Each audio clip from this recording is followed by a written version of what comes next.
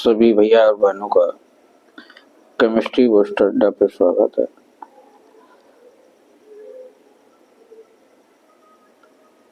आज हम नामकरण करेंगे हेलो व्युत्पन्न का। और आज जो बात रहेगी साधारण नामकरण करेंगे, क्योंकि हमने IUPAC जो नाम है अभी तक उनको लिखना सीखा है। और मैक्सिमम छात्र क्या करते हैं, सिर्फ IUPAC नाम ही लिखना सीखते हैं, साधारण नाम लिखना ज्यादा पसंद नहीं करते हैं। किंतु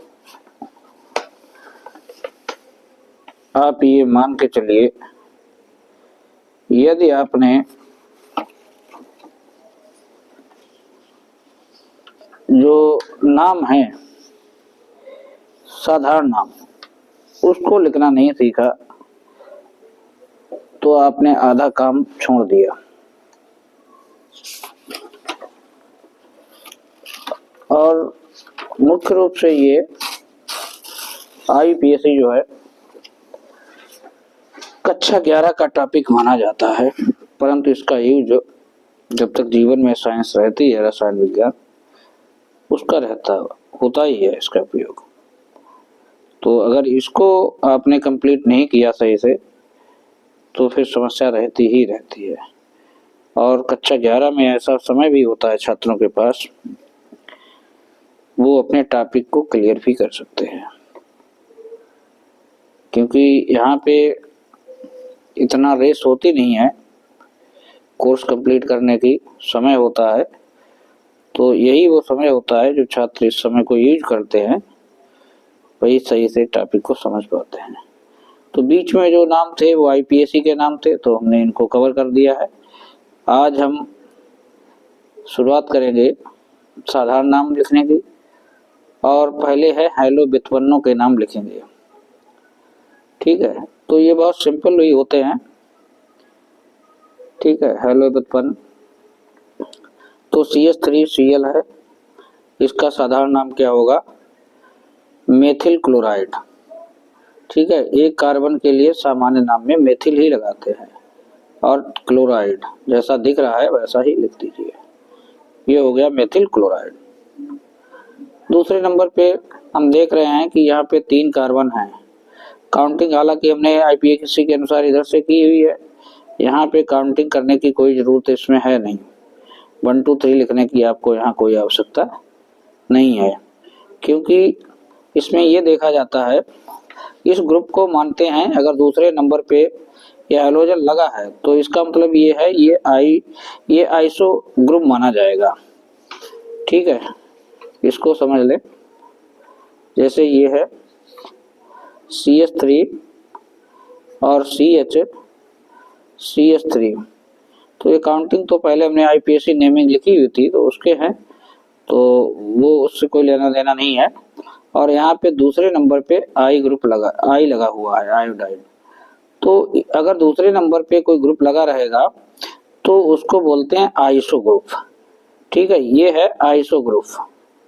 और यहाँ पे कार्बन कितने हैं, देखिए, एक कार्बन के लिए मेथिल लिखते हैं, 2 के लिए एथिल और 3 के लिए प्रोपिल लिखते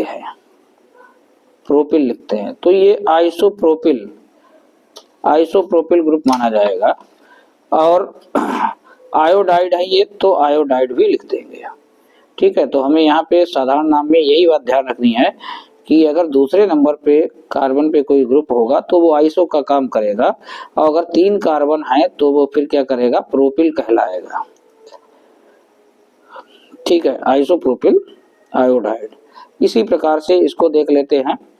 अब देखिए, इसको लिखा गया है, ये कार्बन है और इससे 1 2 3 कार्बन जुड़े हुए हैं, और यहाँ पे ये Cl है।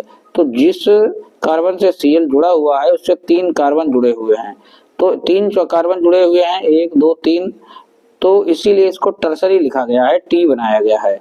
और 1 2 3 4 टोटल कार्बन है तो इसे ब्यूटिल लिखा गया है। और क्लोराइड Cl लगा हुआ इसलिए लिखा गया है। तो इसको भी एक बार समझ लेते हैं। इस नंबरिंग को हम यहाँ ध्यान नहीं देंगे, नंबरिंग पहले की आईपीएससी की लिखी हुई है तो उससे कोई प्रॉब्लम वाली बात नहीं है। ये CH3, इधर भी CH3 लिखा हुआ है, इधर भी CH3 लिखा हुआ है और इधर Cl लगा हुआ है। अब ये इस कार्बन से Cl लगा हुआ है, उससे 3 कार्बन जुड़े हुए हैं तो इसीलिए इसको लिखेंगे टर्सरी। और यहाँ पे टोटल कार्बन देखे जाते हैं 1 2 3 4, ठीक है, तो इसे लिखेंगे 4 कार्बन वाले को ब्यूटिल लिखेंगे। अब क्लोराइड लिखा हुआ है तो क्लोराइड लिख देंगे, ठीक है, इस तरीके से। तो ये जो टर्सरी ब्यूटिल है तो इतनी कहानी अपने आप ही बता देता है। टर्सरी ब्यूटिल, क्लोराइड है तो क्लोराइड, आयोडाइड होगा तो आयोडाइड। टर्सरी का मतलब यही है कि कोई कार्बन है उससे 3 कार्बन और जुड़े होंगे, और अगर क्लोराइड है तो क्लोराइड और ब्रोमाइड है तो ब्रोमाइड, ठीक है। तो इस टर्सरी ब्यूटिल से ही ये बात हमें पता चल जाती है, इससे 3 कार्बन जुड़े हुए हैं, ठीक है। और सेकेंडरी ब्यूटिल होगा तो भैया यहाँ पे 2 जुड़े होंगे, ठीक है। और अगर प्राइमरी ब्यूटिल होगा तो इससे 1 कार्बन जुड़ा होगा, सेकेंडरी होंगे तो यहाँ पे 1 कम होगा, ठीक है, कार्बन हाइड्रोजन लगा होगा इसकी जगह पे। तो इसी प्रकार से हमने यहाँ पे लिख दिया है टर्सरी ब्यूटिल क्लोराइड, ठीक है। नंबरिंग को ना ध्यान दें, नंबरिंग आईपीएससी की लिखी हुई है यहाँ पे भी।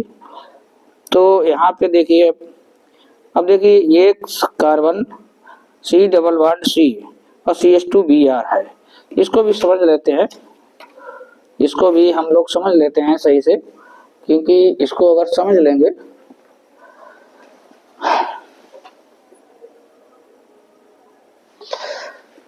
तो इसको समझ लेते हैं। इसको समझना इसलिए जरूरी है क्योंकि ये ग्रुप जो है ना एलाइल ग्रुप है।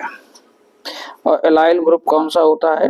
एलाइल ग्रुप जैसे ये यहाँ पे CH2 डबल बॉन्ड दिया हुआ है CH, और इसके बाद फिर लगा हुआ है CH2 और फिर लगा हुआ है Br, ठीक है। तो ये ध्यान रखना हमें है, कोई डबल बॉन्ड वाले कार्बन से यदि कोई सिंगल बॉन्ड वाला कार्बन जुड़ा हुआ है, ठीक है, तो कहने का मतलब ये है ऐसा कोई ग्रुप है CH2 double bond CH single bond CH2, ठीक है, CH2, ऐसा कोई ग्रुप जुड़ा हुआ है तो ये ग्रुप कहलाता है एलाइल ग्रुप। एलाइल ग्रुप कैसे पहचानेंगे? डबल बॉन्ड वाले कार्बन से कोई कार्बन जुड़ा होगा, ठीक है, और उससे कुछ भी जुड़ा हो सकता है, ब्रोमाइड हो सकता है, आयोडाइड हो सकता है, तो इसको कहेंगे एलाइल ग्रुप। डबल बॉन्ड वाले कार्बन से जुड़ा होगा कोई भी ग्रुप, ठीक है, तो इसको एलाइल ग्रुप बोलते हैं। तो ये एलाइल और इसका नाम हो जाएगा ब्रोमाइड, जुड़ा है तो ब्रोमाइड हो जाएगा, ठीक है। तो इतना ग्रुप जो है ये एलाइल ग्रुप कहलाता है। इसको आप ऐसे भी देख सकते हो, यहाँ संकरण sp2 है और यहाँ संकरण इस कार्बन का sp3 है, तो sp2 संकरित कार्बन के पास में एक sp3 संकरित कार्बन होता है, उससे कोई ग्रुप जुड़ा होता है तो उसे एलाइल ग्रुप कहते हैं। इस प्रकार से भी इसको देख सकते हैं। तो यही बात हमने यहाँ पे लिखी हुई है। देखिए नंबरिंग से कोई मतलब नहीं है, ये आईपीएससी की लिखी हुई है, पहले हमने आईपीएससी नेमिंग की थी। तो यहाँ पे देखिए ये डबल बॉन्ड वाला कार्बन है, इससे कार्बन जुड़ा हुआ है और इससे ये है, इससे क्या है, ये ब्रोमाइड लगा हुआ है, तो ये एलाइल ब्रोमाइड है, ठीक है। अब इसको देखेंगे, ये है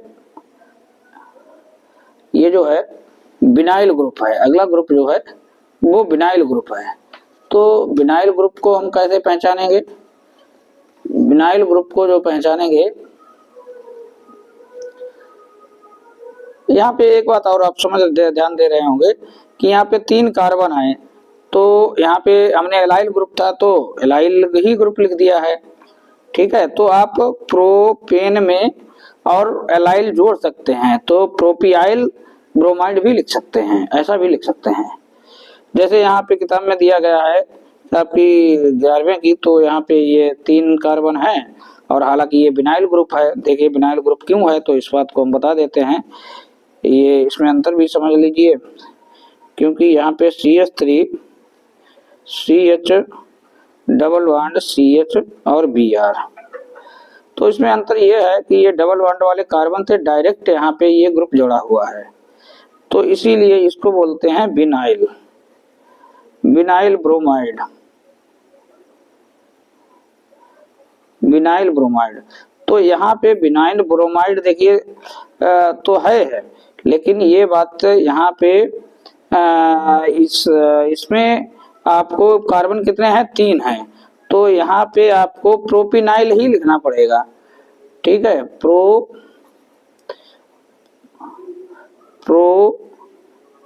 प्रोपिनाइल ही लिखना पड़ेगा। क्यों? क्योंकि यहाँ पे विनाइल से यहाँ पे कितने कार्बन है, इधर ज्यादा भी हो सकते हैं, उससे संख्या स्पष्ट नहीं हो पाती है, तो प्रोपिनाइल ब्रोमाइड ही लिखना पड़ेगा। यहाँ पे एलाइल में संख्या स्पष्ट हो जाती है कि डबल बॉन्ड के बाद यहाँ पे क्या है कि डबल बॉन्ड वाले कार्बन के अगले कार्बन से ग्रुप लगा होता है, इसीलिए इसे एलाइल ब्रोमाइड लिख देते हैं। ठीक है, तो यहाँ पे डबल बॉन्ड वाले कार्बन से डायरेक्ट कोई ग्रुप जुड़ा होगा, यहाँ पे डबल बॉन्ड वाले कार्बन से अगले कार्बन से कोई ग्रुप जुड़ा होता है एलाइल में, और विनाइल में डायरेक्ट ही जुड़ा होता है डबल बॉन्ड वाले कार्बन से कोई ग्रुप, तो वो होता है विनाइल, विनाइल ग्रुप कहलाता है। ठीक है, ये यहाँ से यहाँ तक विनाइल ग्रुप का काम कर रहा है ये। ठीक है, तो ये इस तरीके से 3 कार्बन थे, तो प्रोपिनाइल ब्रोमाइड इसका नाम हो जाएगा। ठीक है, तो हम यहाँ पे यही बात लिखी है भाई, प्रोपिनाइल ब्रोमाइड यहाँ पे हो गया है। तो यहाँ पे 2-3 बातें हमारे समझ में आ जानी चाहिए थी। एक तो आइसो ग्रुप, एक तो आइसो ग्रुप हमारे समझ में आ जाना चाहिए। आइसो ग्रुप को समझ में आ जाएगा अगर कोई दूसरे नंबर कार्बन पे ग्रुप जुड़ा है, लगा है, तो वो आइसो ग्रुप कहलाता है। दूसरे नंबर पे एलाइल हमें ग्रुप समझ में आ जाना चाहिए। एलाइल ग्रुप जैसे CH2 double bond CH single bond CH2 और इससे कोई ग्रुप जुड़ा होगा, मतलब डबल बॉन्ड वाले कार्बन से अगले कार्बन पे कोई ग्रुप जुड़ा होगा, तो वो एलाइल ग्रुप हो जाएगा। नंबर 3 पे विनाइल ग्रुप आपको पता होना चाहिए। तो विनाइल ग्रुप का मतलब है कि CH2 डबल बॉन्ड CH2 और इससे डायरेक्ट कोई ग्रुप जुड़ा होगा। ठीक है, तो इससे कोई डायरेक्ट ग्रुप यहाँ पे Br कुछ भी हो सकता है, उससे नहीं मतलब है। तो डायरेक्ट जब ग्रुप जुड़ा होता है डबल बॉन्ड वाले से तो वो विनाइल होता है, और डबल बॉन्ड वाले से अगले कार्बन से जुड़ा होता है तो वो एलाइल होता है। नंबर 4 पे एक बात और छूट गई है, टर्सरी शब्द का प्रयोग किया गया था। ठीक है, टर्सरी ब्यूटिल ब्रोमाइड का ऐसा शब्द प्रयोग किया गया था। तो टर्सरी का मतलब है ब्रोमाइड है तो Br लगा है किसी कार्बन से और उससे 3 कार्बन और जुड़े होंगे। ठीक है, टर्सरी ब्यूटिल ब्रोमाइड हो गया। और अगर कह दें टर्सरी ना हो, सेकेंडरी हो, अगर सेकेंडरी यहाँ पे भी हो सकता है, तो सेकेंडरी का मतलब ये है कि यहाँ पे जो ब्रोमाइड है उससे 2 ही कार्बन लगे हैं, एक तीसरा H लगा होगा, इससे 2 कार्बन है, तो सेकेंडरी। अब ये सेकेंडरी ब्यूटिल नहीं होगा, 4 कार्बन वाले को ही ब्यूटिल कहेंगे, तो ये क्या होगा, प्रोपिल होगा फिर। ठीक है, इस बात का हमें थोड़ा समझना पड़ेगा और समझ में भी आ रहा होगा। चीजें धीरे धीरे ही क्लियर हो पाती हैं। एक वीडियो में आप सोचे कि कोई चीज हमें क्लियरिटी मिल जाए तो वो बात नहीं बन पाएगी। वैसे तो 2 मिनट के भी वीडियो आपको मिल जाएंगे, तो उसमें बात पूरी स्पष्ट नहीं हो पाती है। तो ये हेलो व्युत्पन्न है, और अभी आप हेलो व्युत्पन्न में यही नाम लिखना सीख लें तो चीजें जो है मुख्य रूप से जो ग्रुप यूज किए जाते हैं वो हमें मिल जाते हैं करने को। ठीक है, तो ये बात हमारे समझ में आ चुकी है। इसके बाद हम और कर लेते हैं 1-2 ग्रुप। चलिए, इसके बाद यहाँ पे हमने किया, लिखा हुआ था अल्कोहल। ठीक है, तो अल्कोहल का भी हम देख लेते हैं।